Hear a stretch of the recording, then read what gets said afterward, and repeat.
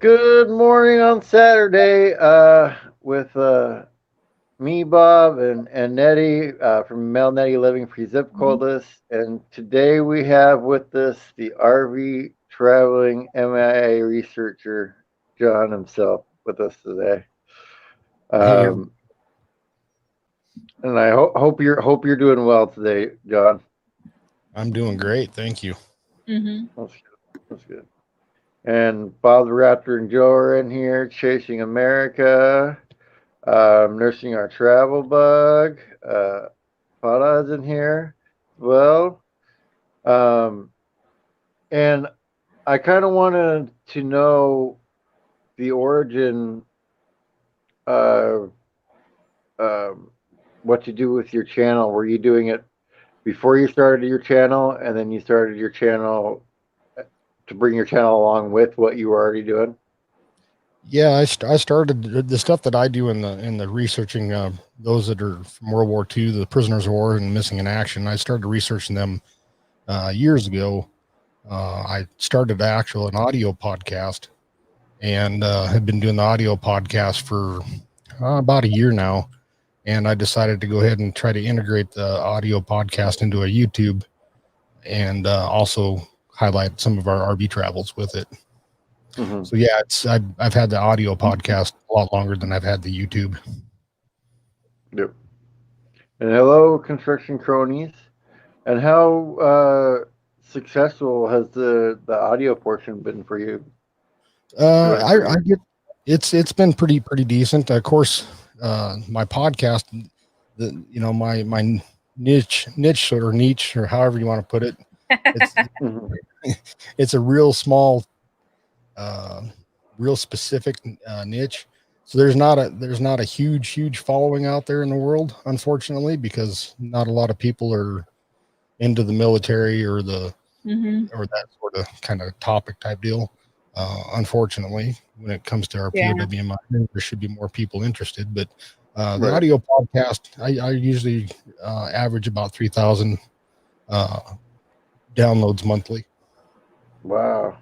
Wow, That's that's pretty pretty. That's cool. pretty good to get a month Yeah, I for like Yeah, sure. I like that you went and brought it to YouTube so you can actually put a face with a name, you know? exactly. And there's a lot of Mhm. people that don't listen to audio type podcasts or radio type shows. So it just opened up a new avenue to reach more people and get more of these Right. stories out there in the public. Yeah. And has there been any one particular story that you learned about that has really touched you more than you thought it would at first? Um, well, the one that really touches me the most, I guess, is what really started me off on this journey. Um, I've kind of always been a kind of a history buff, and um, I research a lot in my own family, and like my family, doing the genealogy type of lookups on my family, I'm clear back into the Revolutionary War on a lot of my relatives, and well, I'm actually back in the 1600s on some of them over in England and Ireland.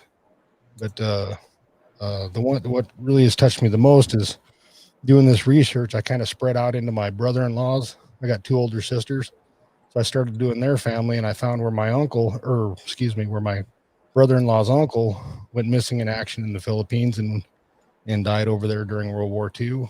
And his family didn't know anything about uh, what had happened to him, the story, his story at all of how he uh, fought for our country, um, was considered missing in action, and then in the 50s, he ended up getting identified later in the 50s, 1950s, by the government and buried at the Manila American Mhm. Cemetery. But the family never knew. They just knew that he Mhm. died over there and that he didn't come home. So I think that one's the one that has touched me the most. And to be able to look at my brother-in-law in the face and just give him line Yeah. by line of where Dan went missing, and or well, actually what Dan did in the battle. And when he went missing, he was actually on a POW detail where he was being basically slave labor for the Japanese, and how he died of malaria and dysentery, and that two of his comrades that were with him actually buried him in an isolated grave, so he was able to be identified later on after the war. That was. But each one has a unique story that we research. Each one has a unique story, and there's pieces of each one that actually really touch me. Mm-hmm.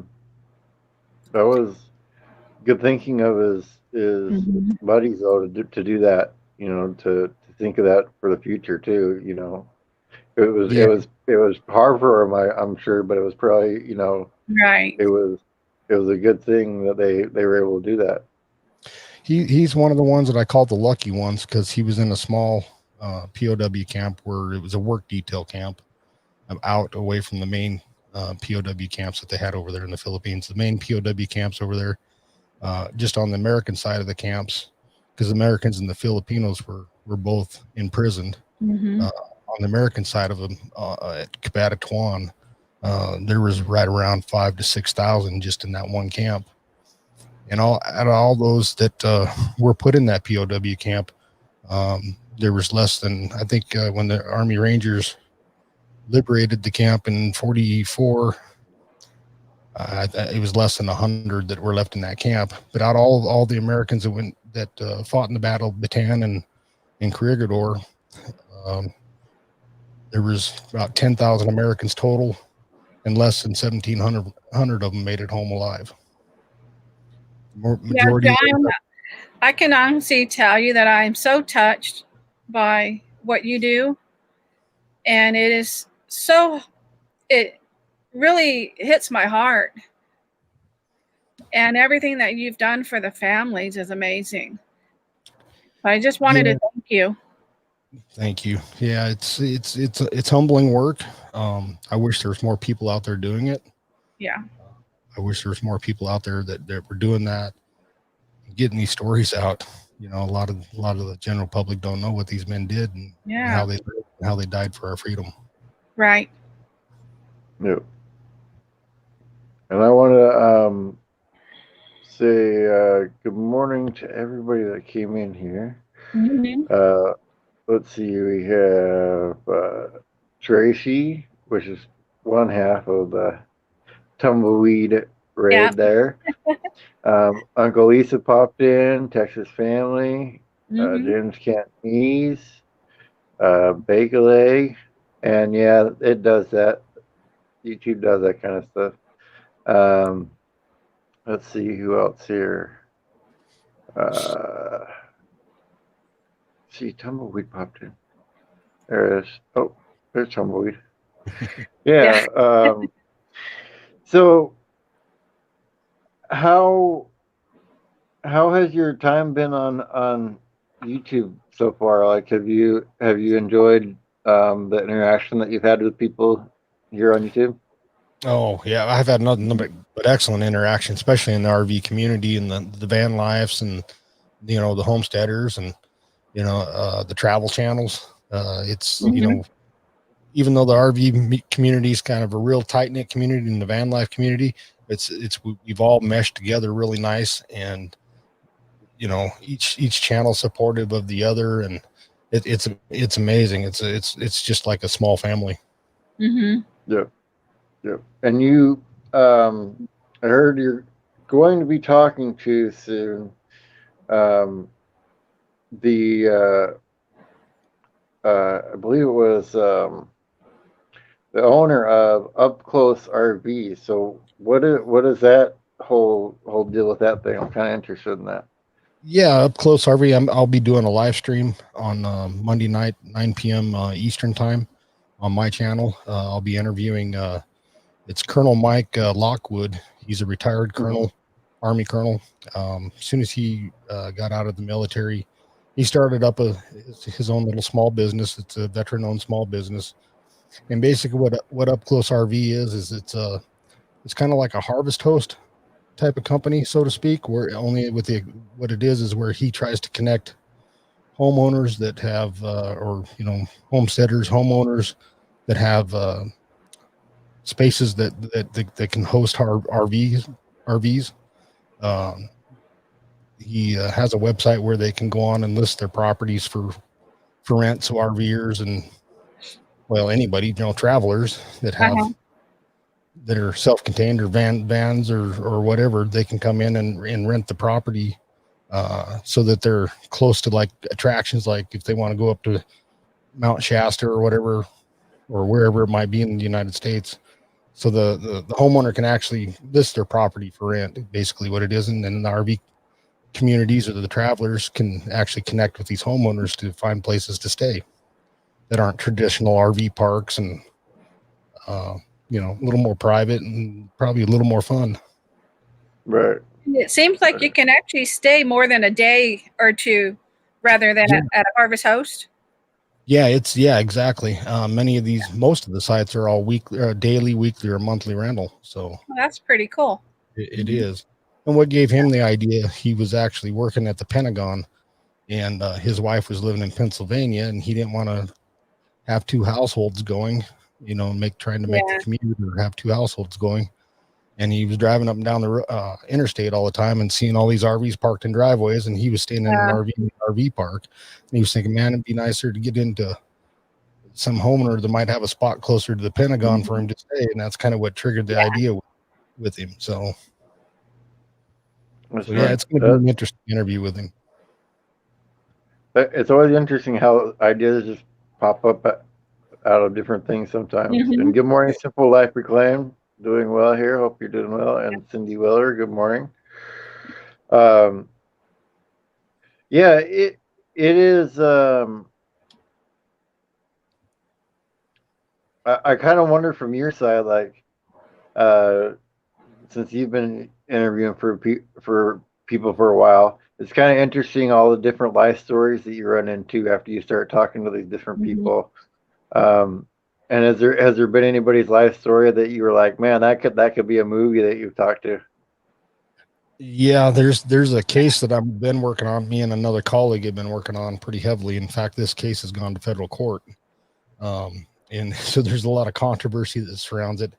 It's a Lieutenant Alexander Nininger, who was the first Medal of Honor recipient of World War I. His remains are considered still missing in action over in the Philippines, even though we've got enough case history and we actually know the exact grave he's buried in the Manila American Cemetery.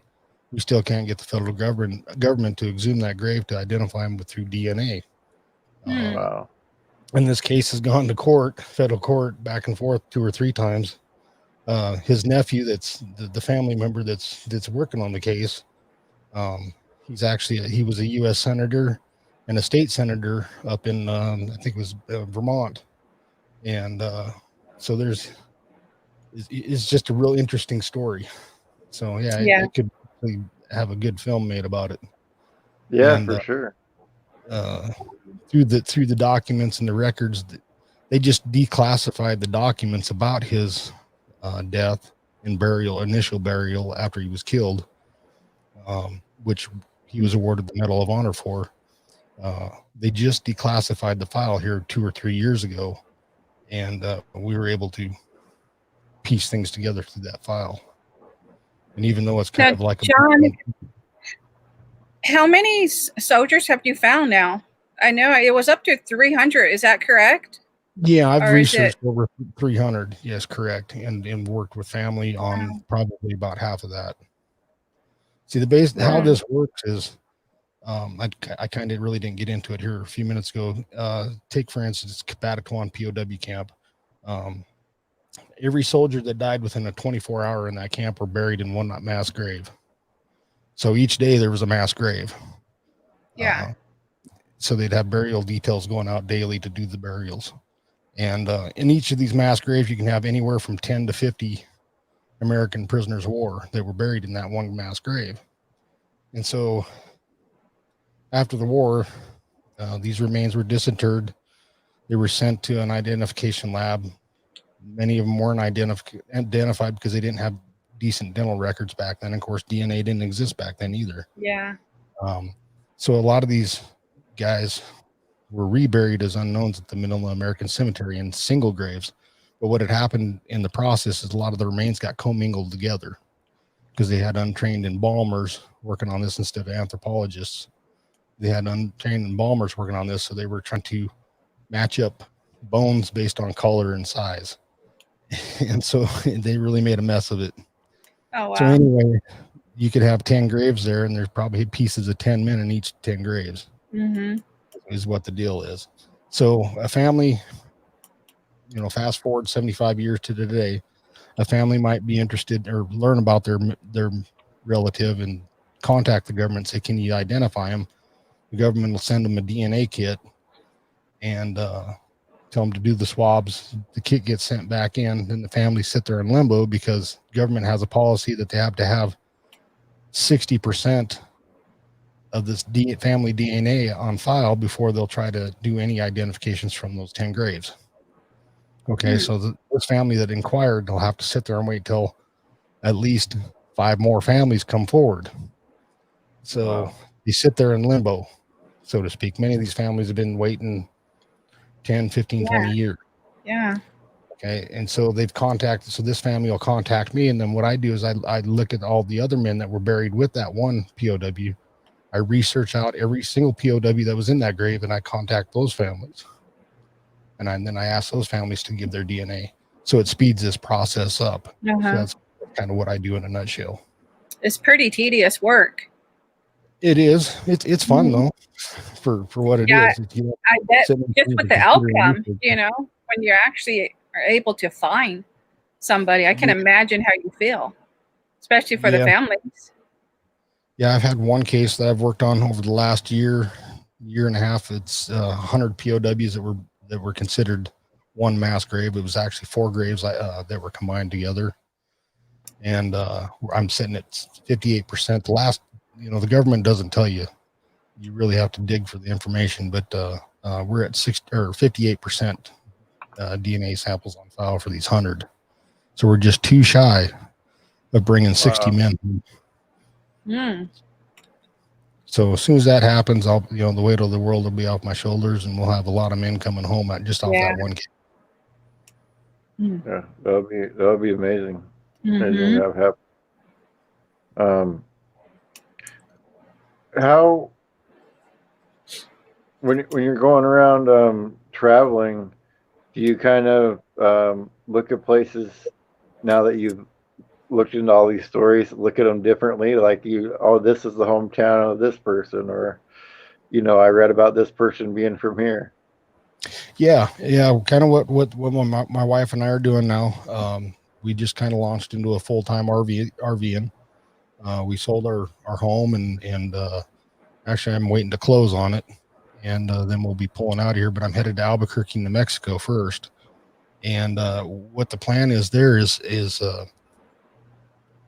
this is, you know, a lot of these men were over in the Philippines pre-World War II. So in other words, that they were already assigned there before Pearl Harbor was bombed.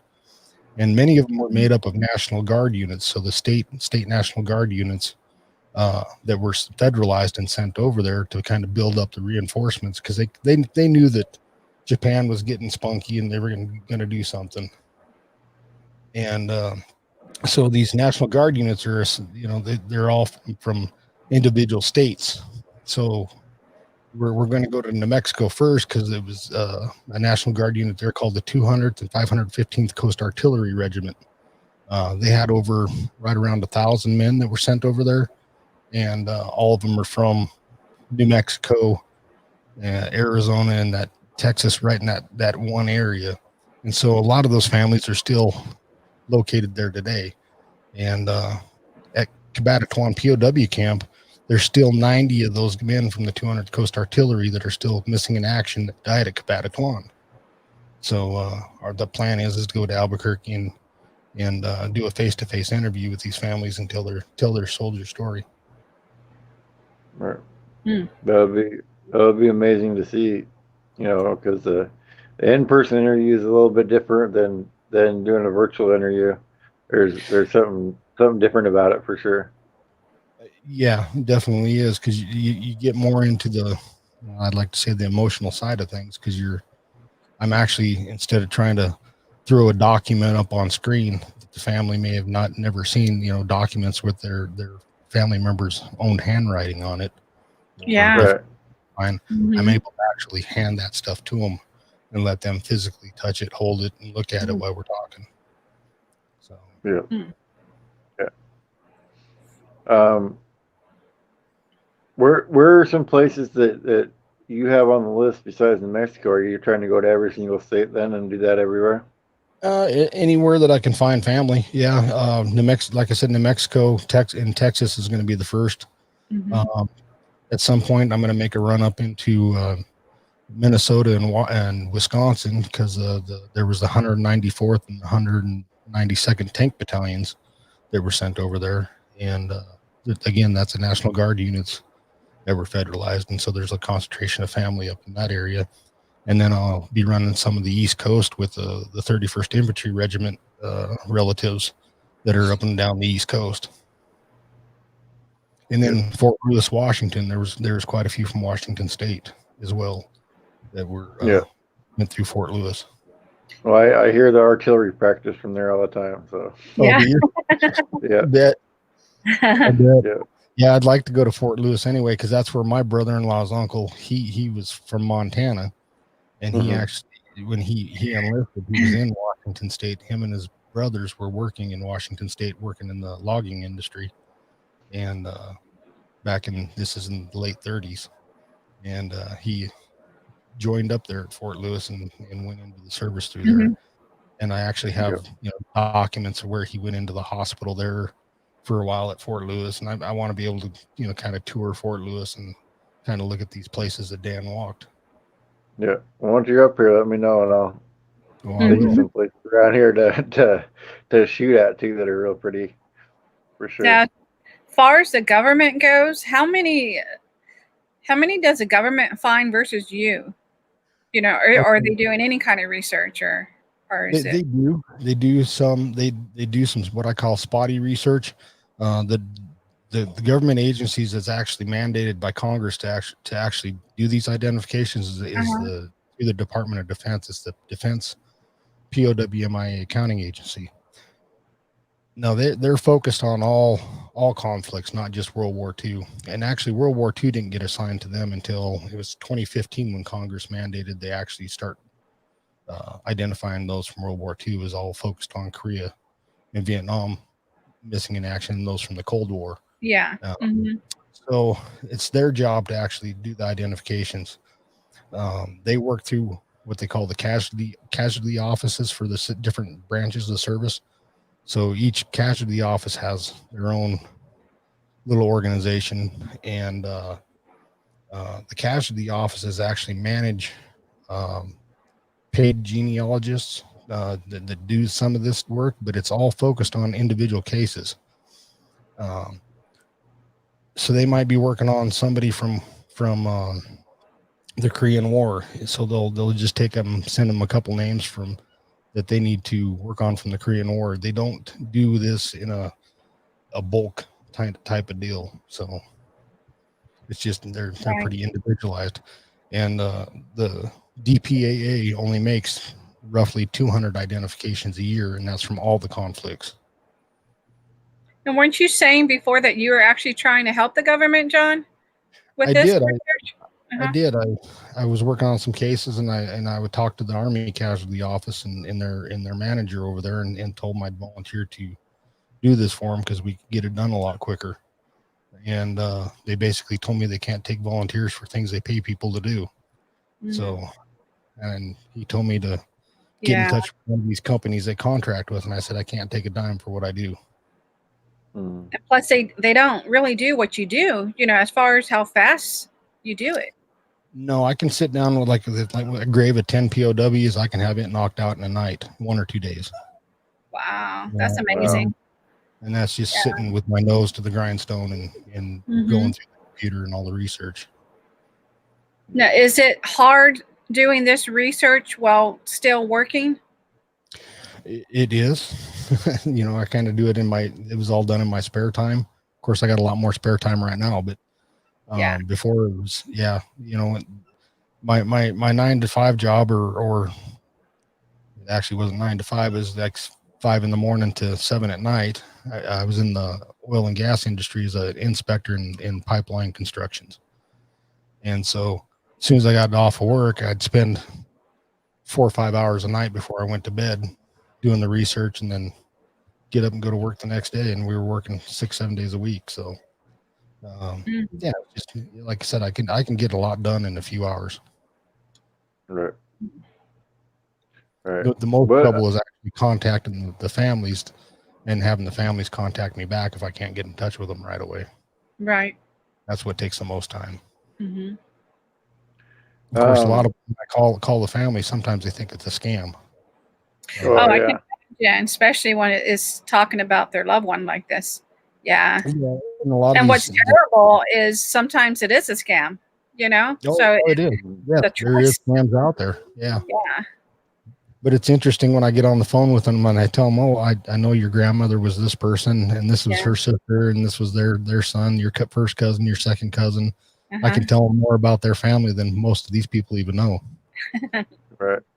So, has that made you want to, because looking at all this genealogy, has that made you more interested in your own genealogy to figure it all out?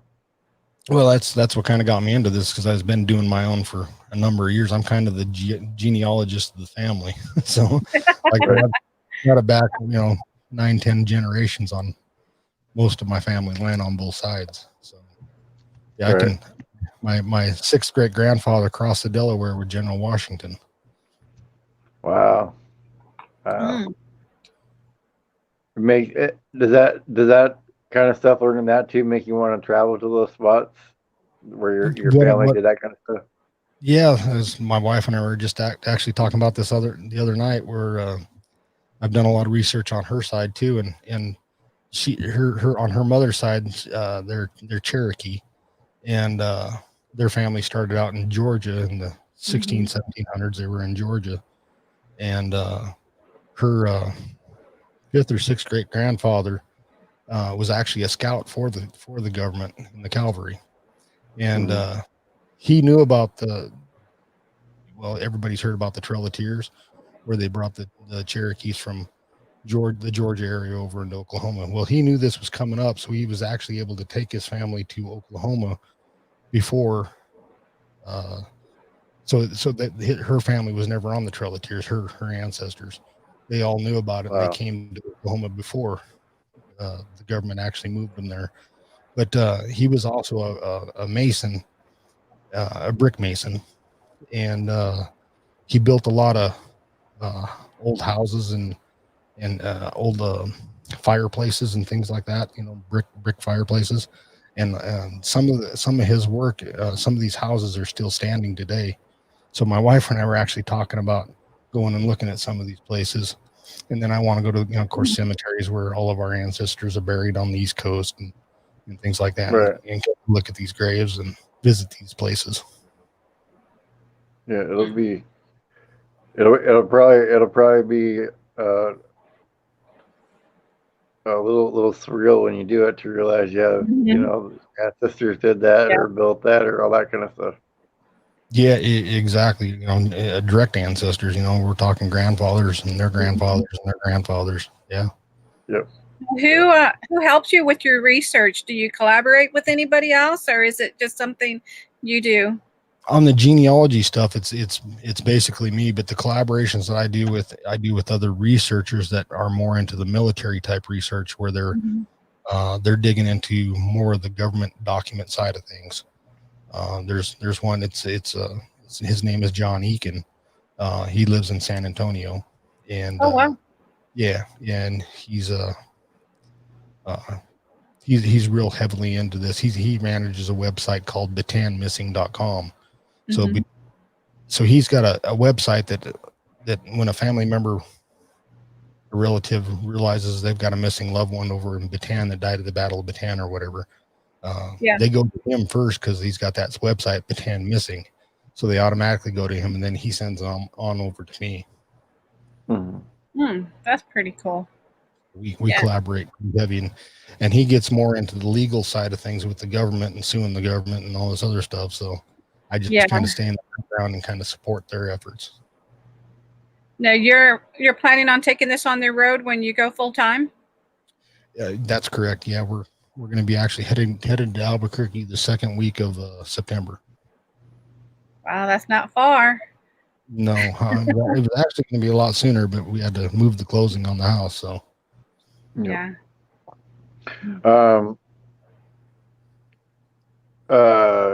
Drew wants to know if how to find out if one is part Indian heritage. I have family that are really into genealogy and the mystery. My family has Indian heritage. Yeah, if you can, there's a lot of memberships out there, genealogical memberships that you can get with. Ancestry.com is the one I recommend. You can go on there. They actually have the historical, what they call the Dawes rolls, where the Native American families are on the Indian rolls, so to speak, where they're assigned to that tribe, and it shows their place in the tribe or whatever. So right. You can actually see the documents through Ancestry.com if you have a membership, and then also you can also get your DNA done. And I've done this for my families. I've had all of our DNA done, and my wife's comes back, as a 5% Native American, and my daughter was like 2%. Oh, right. But it gives you a general idea what ancestry is. Like I show up as Irish, Scottish, and Irish, and English is what my main ancestry is. Right, and you can find out surprising things in that sometimes, like who you're related to. Because I found out that my whatever great grandfather is Robert the Bruce. So, yeah. So you find out where things in that. We were talking a little while ago. You were asking me a question about, kind of through all my research, what's one story that sticks out. One thing that really sticks out just in my family, my sister got pregnant at an early age. She was 16, and she gave her son up for adoption. And I was able to actually find him a few years ago for her, and got them back together. So I guess kind of a cool family story. That one is. That's a really neat one. It is. Trudeau wants to know, what company do you recommend for DNA testing?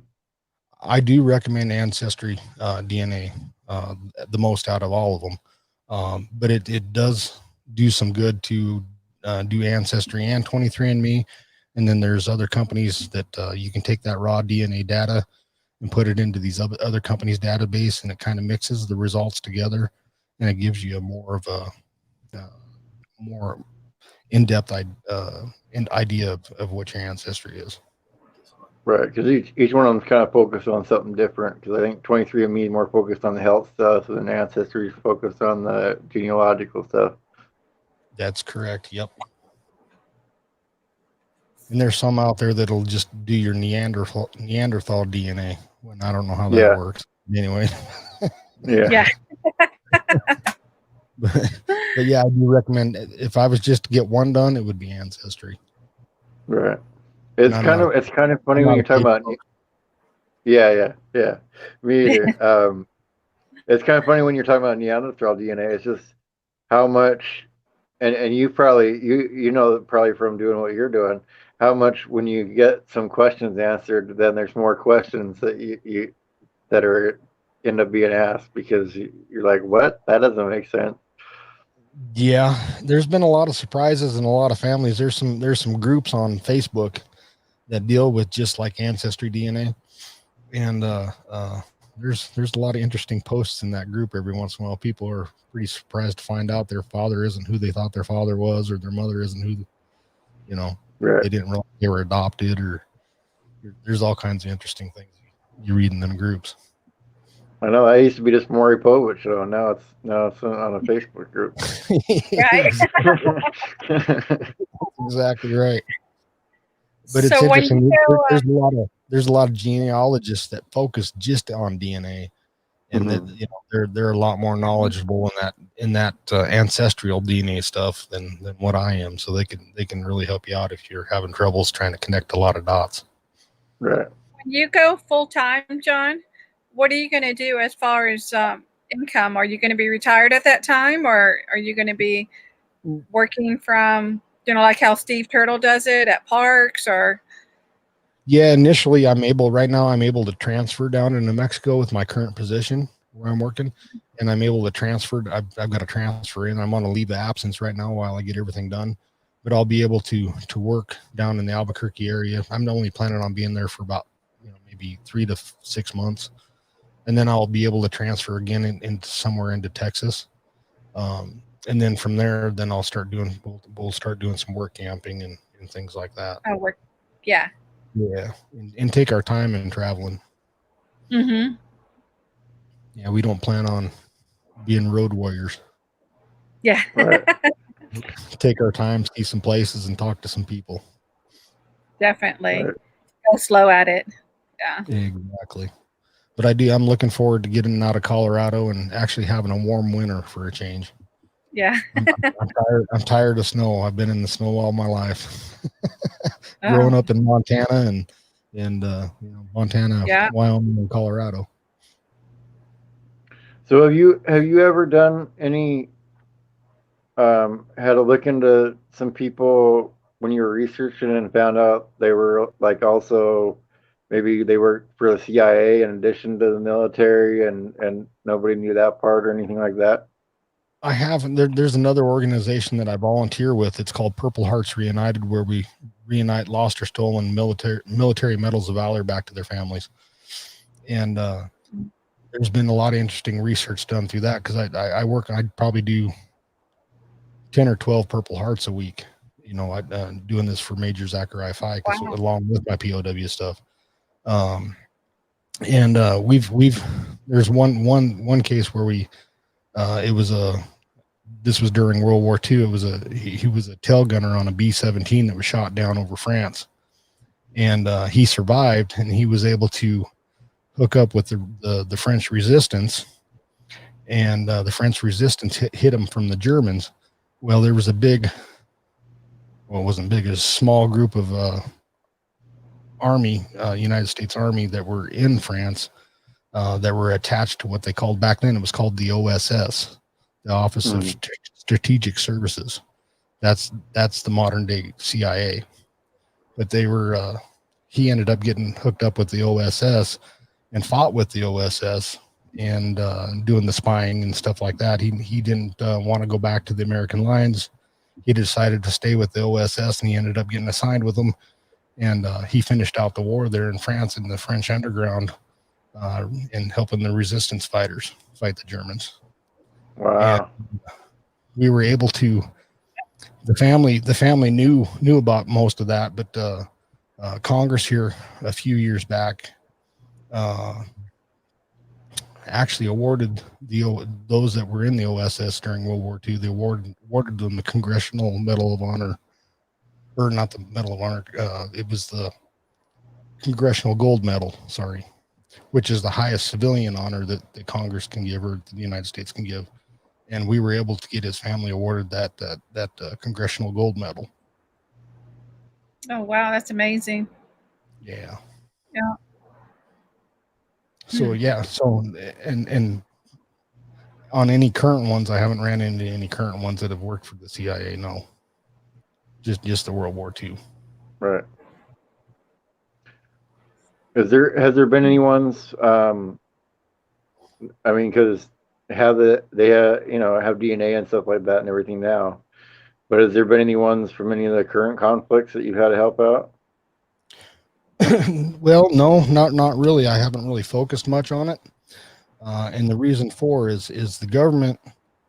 Well, of course, all soldiers or everybody that's enlisted in the military, I think since like 1995, have actually had to give blood when they enlist, and they get the DNA from that, so all that's already on file for the service member. Prior to that, the federal government has DNA on file, family DNA for the conflicts, like say Vietnam, Korea.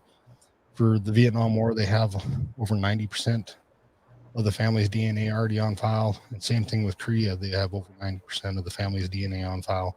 And so they've got most of that information, but they have never had an actual program where they collected a formal program where they collected World War II families DNA. So there's less than 8% World War II family DNA on file. So that's why I'm focused heavy into it. Okay. We can't get them to do a program either for some reason. Right. And has there been any World War One stuff that you worked on? I have. I've worked on a couple cases from World War One, but the United States government won't do anything with those cases. Okay. They're only mandated World War II forward. But I did work on one. It was a Purple Heart case, actually, that the guy is still missing in action from World War One, and we were able to. He was one of the first pilots, United States Army pilots. Wow. And he was actually in a battle with the Red Baron and was shot down. And we were able to, through historical documents, we were able to actually pinpoint within a general 5-mile area where his aircraft went down. And Major Zachariah Fike was actually over in France at the time, and he was able to go to that area and kind of do his own little searching around there. But of course, it's long gone.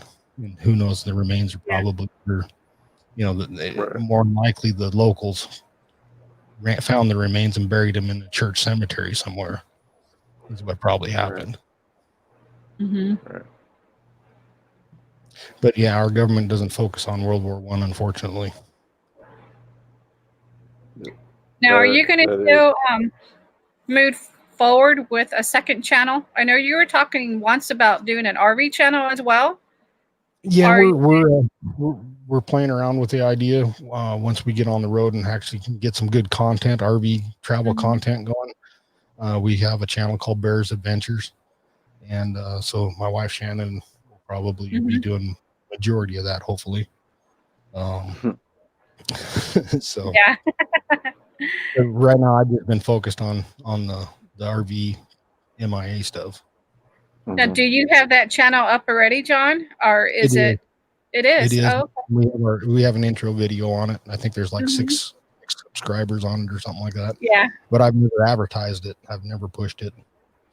Good morning, Captain Jack. It was a recommendation. It was a recommendation from our friends at Our Epic RV Adventure to start that other channel. So I kind of did and just haven't done anything with it. Oh, man. I'm going to try to find it so I can put it in the chat here. We'll get you a couple more. Yeah.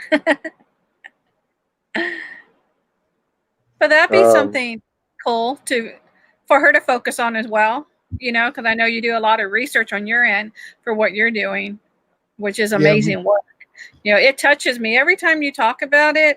And I know, we had you before, at least I did. Let's talk about it live. I get really emotional because it's amazing work that you do, and it just touches me so much. And also not just the military side of it, but my parents are ex-military, ancestors and so forth. And it's just, I'm glad you're able to bring light to it and help the families. Cool.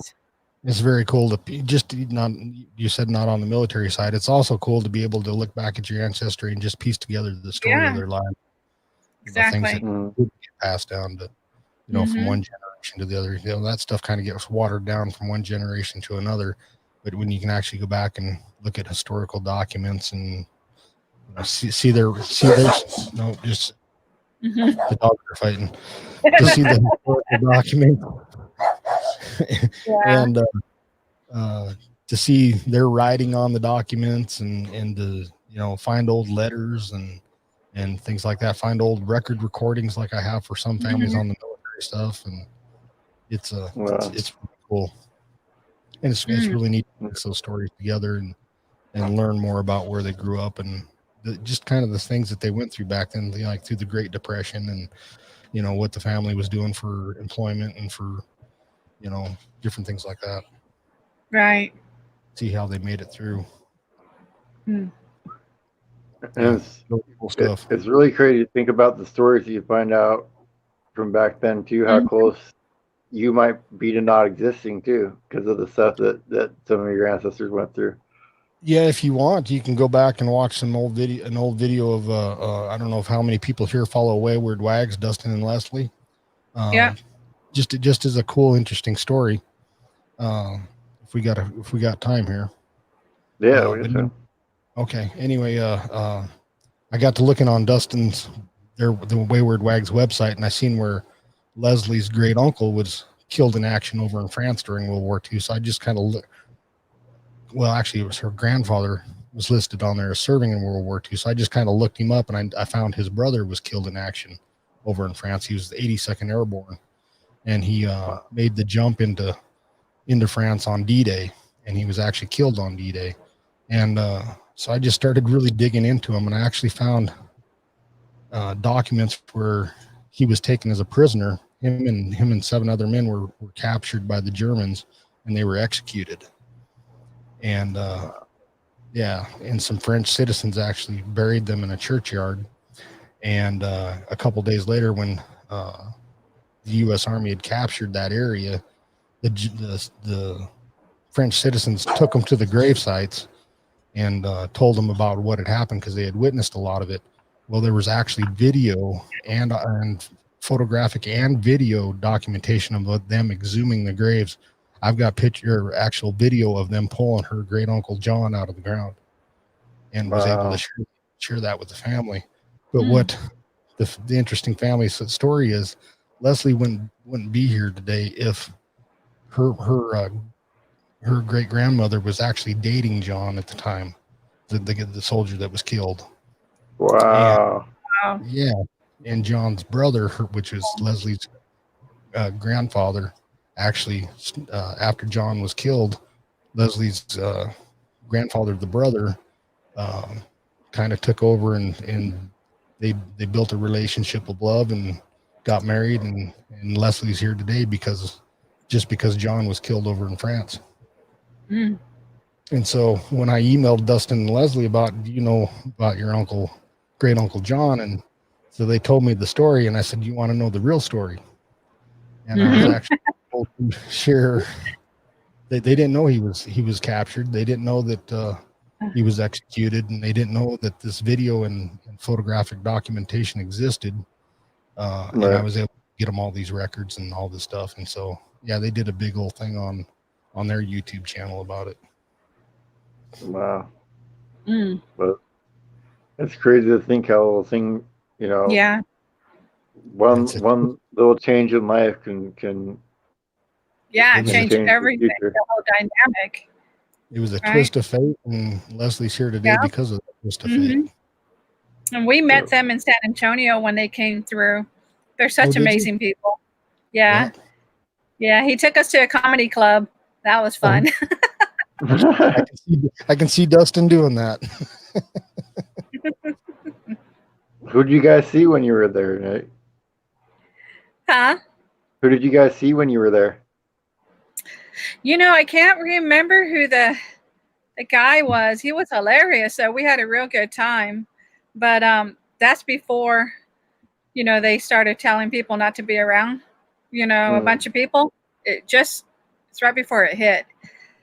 But we went to dinner first. We only had maybe 6 hours together, but it was nice that they were able to find time. That's what's so great about the community, people just wanting to meet everybody and finding time for one another. And we had a great dinner, and then we went to the comedy club, and it was awesome spending time.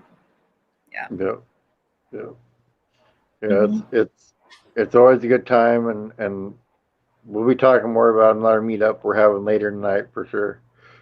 Yes, definitely. Later on. But John, is there anybody that you like? What set it off originally? You wanting to go into the path of helping all these people out, like, was that a story that you saw in a newspaper one time, or just your own family history that, like, I just want to find out? Yeah, like I said, I've been doing this for quite a few years. I was actually with the Purple Hearts Reunited for the last, I think, 7 or 8 years now, doing this with PHR, doing the reuniting of the military medals to the families. And then like I said, I started researching my brother-in-law's side of it and found that his uncle was a POW and died, and that's what really started me on. I can use this efforts to bring these men home, and that's what really started me on the POW-MIA side of things was Dan Farragut's death there in the Philippines, and knowing that I knew there's a lot more families out there that didn't know their loved one story, and I just wanted to make sure that this stuff could happen, that these families could get this closure that they've been looking for 75 years. These families have been looking for closure, and to see their faces when their relatives actually identified. I've had a couple that have been identified, and that have gone through the whole process of being identified and being buried, and just see the looks on their face and the emotion that they feel when they know that their loved one's home and at rest. That's all the payment that I need, is just to see that. Yeah, and the sacrifice that he gave ended up not only just then but in the future, because of you coming across it, ended up helping out way more. So you, even though his story was done to an extent, it really wasn't done. That's exactly right. That's exactly right. And to see that closure that it provides, it's just there's really no way to describe it. It's I don't want to get emotional. I was just going to tell you that how do you not get emotional? Especially what you do. Because to me, with the research you do, I would feel like they're my family. You and do develop a bond to the story. You do develop a bond with them, and that's why I started the podcast, and then why I started this YouTube channel, was because that the information that I was able to dig up and talk to the family about and put all the pieces together, the story of how they grew up, and the story of how they went to war, and the story of how they never came home and then finally came home, to put that whole story together from start to finish, and to be able to, everybody needs to hear these stories. It doesn't need to be stuck in my head. It needs to be told to everybody. Exactly. The newer generations today, in my opinion, need to listen to these stories. They need to, hear the stories of how these people, did what they did and gave us the freedom that we have today. I totally agree. Amazing stories that you find out of what people did, like especially when you read some like the Medal of Honor stories and stuff like that, the stuff that people went through to help other people when they didn't have to, is kind of amazing. It makes you realize what you're capable of as a human too. And I have a couple of stories like that on my YouTube channel and on my podcast. Like I said, about Lieutenant Alexander Nininger, the first Medal of Honor from World War II. And I've also used my channel and my audio podcast as a way to pressure the government too, to put more information out there, to pressure them to make an identification. So it's kind of controversial in a sense, but on the other hand, it's helping the family, and it's helping to bring a guy home that they're not really focusing on. Right. So it is a little controversial in some sense, against anti-government, so to speak, in a way, but it's not. It's just letting the public know that they're not doing everything that they possibly can do to get these guys identified. And so trying to get especially how fast you're able to do your research. It is, you know, they could hire 10 of me and have just those that died in the Philippines. In the one POW camp alone, there's still over 1,000 that are still considered missing in action, but they're all buried under a cross without a name in the Manila American Cemetery. Yeah. Just 10 of me can have that knocked out in a week. Yeah. That's another thing though too, is they'd have to find 10 of you that are just as passionate about doing that as well. They're out there. They're just not moving in the right direction and with the right leadership doing it. Right. There's a lot of genealogists out there that they can do exactly what I do if they have the right tools and know the right direction to take. We call it forensic genealogy. Yeah. What originally sparked your interest in the genealogy? Like when you were younger, like just the old family stories that my family used to tell. I lost a lot of my grandparents when I was younger, and my father died when I was 9 years old, so I didn't hear a lot of the stories on my father's side. Although my grandfather lived until I was in my teens, but I didn't get to see him too much because he lived quite a few states away from me. But just looking at the old family scrapbook and the old family pictures, and just wondering about Yeah, the not knowing, you were curious, you wanted to find the history out, Exactly. And I was what I called at that time a self-taught genealogist. It was just from doing it and doing it and doing it and learning so, as you went along. Being able to match up a picture of my grandfather. He grew up in Iowa. The family had a family dairy in Iowa, and he left home when he was in his early teens and went to Montana. Did a lot of ranching or cowboying in Montana, and where he met my grandmother, and there was pictures of him where I had little bits of information on these pictures where it said Wesley Barrett at Ringling Ranch, and I was able to pin it down to Ringling, Montana, to the Ringling Brothers and Barnum and Bailey Circus. You've heard of that? Yeah. He actually broke a lot of their circus horses back in the early 1900s. Wow. Oh, wow. And I was able to put all that together just from photos and doing the genealogy. That's pretty neat to find something like that out, but right out the gate. And like my great grandfather's barn there in Iowa, my grandfather's father, I was able to find out that his barn, his main dairy barn, burned down in the early 1900s, like 1901, 1902, and they rebuilt the barn, and that barn's now an old folks home today. Wow. Yeah. And I actually got pictures of it, what it looks like today, and I've got pictures of it, what it looked like right after they built it. I wanted to thank you personally, John, for everything you do. You are truly amazing, and we really appreciate what you do. Thank you. I'm happy to do it, and I'm happy to tell their stories, and I hope people listen to them. Yeah, I hope you guys go there and check them out. I've been posting the link for his channel on there. Go over and check out the stories. They're really good.